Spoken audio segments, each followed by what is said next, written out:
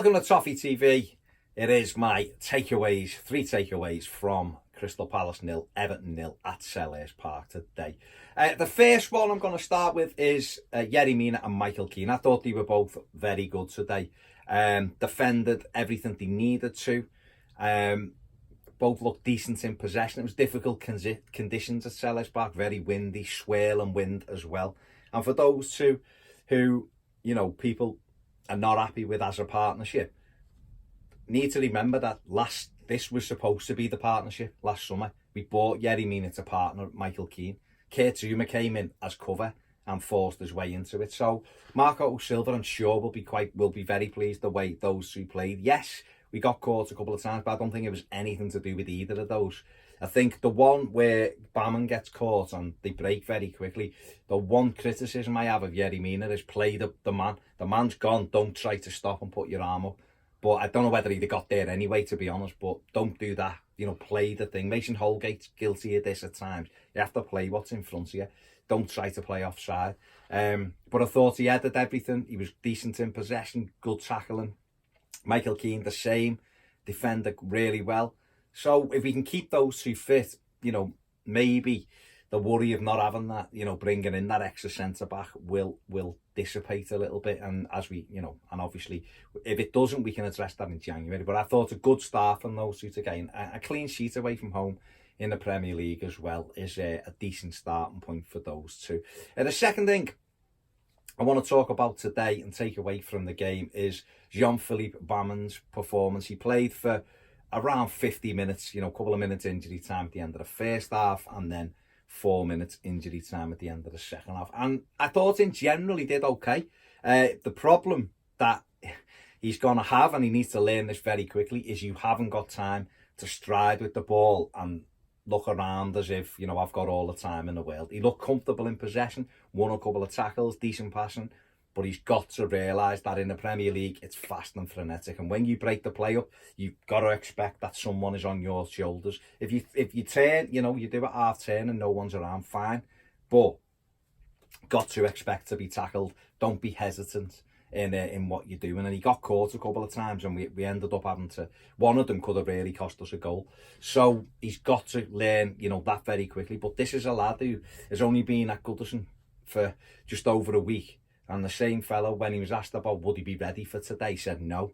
He said he thinks it's a bit too early. He's only been training back, after the AFCON for a week or something. So, we'll probably see a better version of him next week and the week after. Listen, he's got all the attributes to be a fantastic player. So I know there's a lot of doom and gloom merchants on social media, but for me, you can't, he's going to be a good player. You can't be judging him too early. And once he's up to speed, I think we'll see the best of him. And, that's where we go from that. Give the lad a chance. And finally, the final takeaway from today is that we've got to be more ruthless in the final third.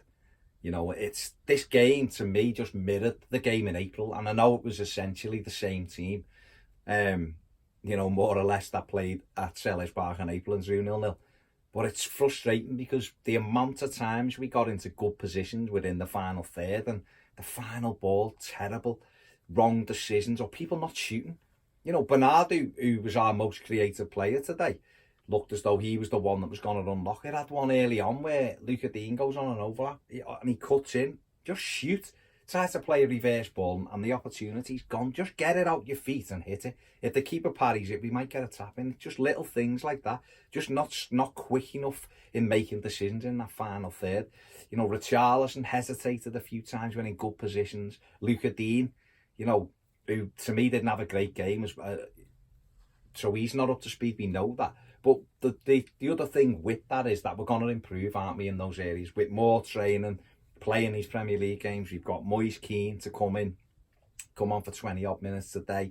He'll get sharper, so will Richarlison, so will Bernard with games. Gylfi, who I thought stunk the place out today, will get him to a better level. And we've also got Alex Iwobi to come in as well, who's a very attacking player. So our options are there.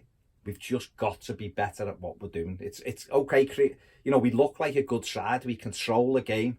But if you haven't got people in that final third, if you're not clinical enough in that final third, or you're not creating enough opportunities, games like that will slip through your fingers.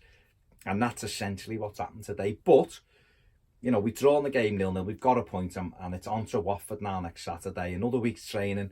Moyes Keane, you know, Iwobi in that training as well. Bamman, another week for him. And hopefully we'll be a lot sharper next weekend. Hopefully Andre Gomez, it was just a precaution. Hopefully he's not going to be out for too long. Get Fabian Delph back as well.